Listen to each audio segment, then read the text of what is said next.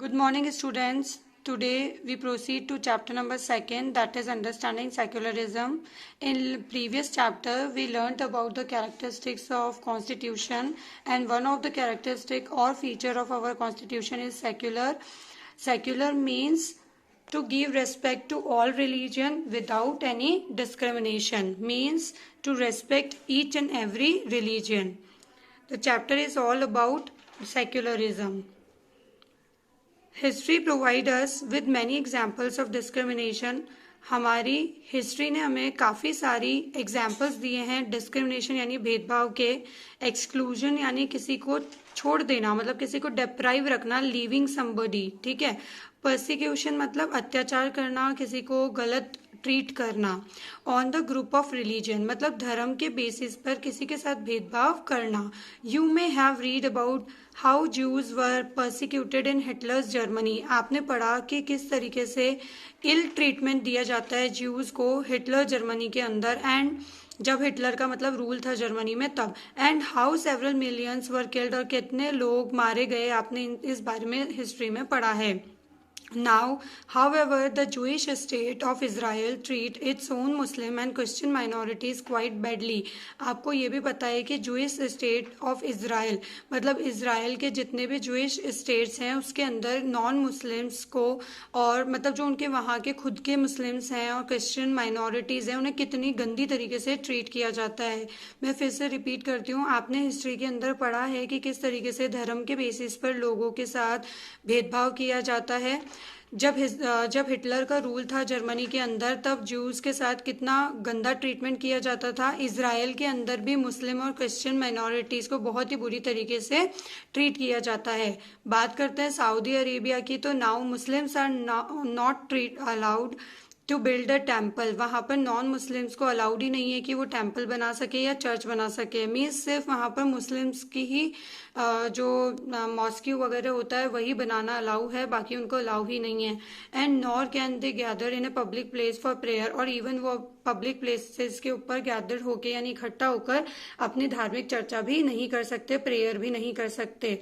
ऊपर दिए गए सभी एग्जाम्पल्स को देखकर आपको समझ में आया होगा कि किस तरीके से रिलीजियस कम्युनिटी ईदर परसिक्यूट और discriminate against members of other religious community. कैसे एक कम्युनिटी को डिप्राइव रखा है या कैसे एक रिलीजियस कम्युनिटी को बुरी तरीके से ट्रीट किया है as compare to another community, religious communities. ठीक है.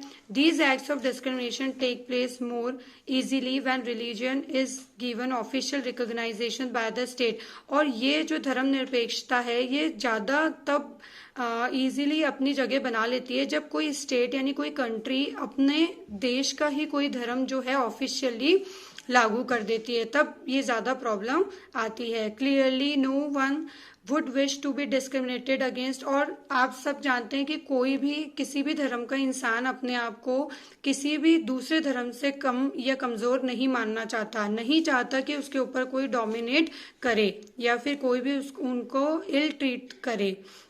In India can the state discriminate against citizens on the grounds of their religion.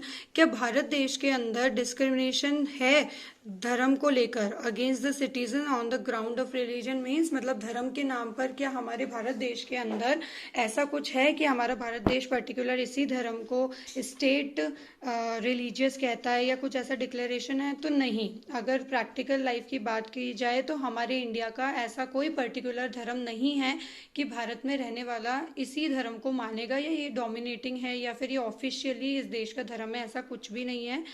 तो हम लोग किस में बिलीव रखते हैं? सेक्युलरिज्म में. अभी उसी के बारे में पढ़ेंगे कि what is secularism. In the previous chapter you read about how the Indian constitution contains fundamental rights that protect us against state power.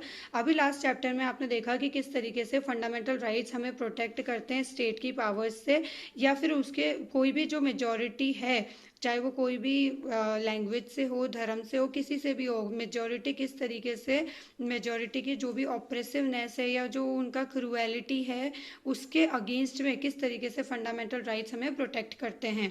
The Indian constitution allows individual the freedom to live by their religious belief.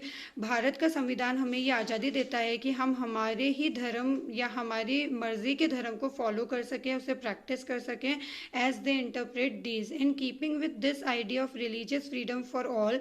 और जब ये idea मतलब जो धर्म के लिए बहुत ही ज़्यादा फ्रीडम आइडिया को कंटिन्यू करते हुए इंडिया ने जो फॉलो किया वो ये किया कि स्टेट पावर को और रिलीजन पावर को कभी एक नहीं करेंगे, दोनों को सेपरेट रखा। यानी सबको अलाउ किया अपना अपना धर्म मानने के लिए, किसी को भी बाउंडेशन नहीं है कि वो पर्टिकुलर धर्म ही मानेगा अगर वो इस देश में रहता है तो। Secularism refers to this separation of religion from the state, और सेक्युलरिज्म यही रेफर करता है कि धर्म को देश से मतलब देश से ना जोड़ा जाए। ऐसा नहीं हो कि भाई ये देश है तो यही धर्म फॉलो करना, ऐसा नहीं है। तो separation of religion from the state.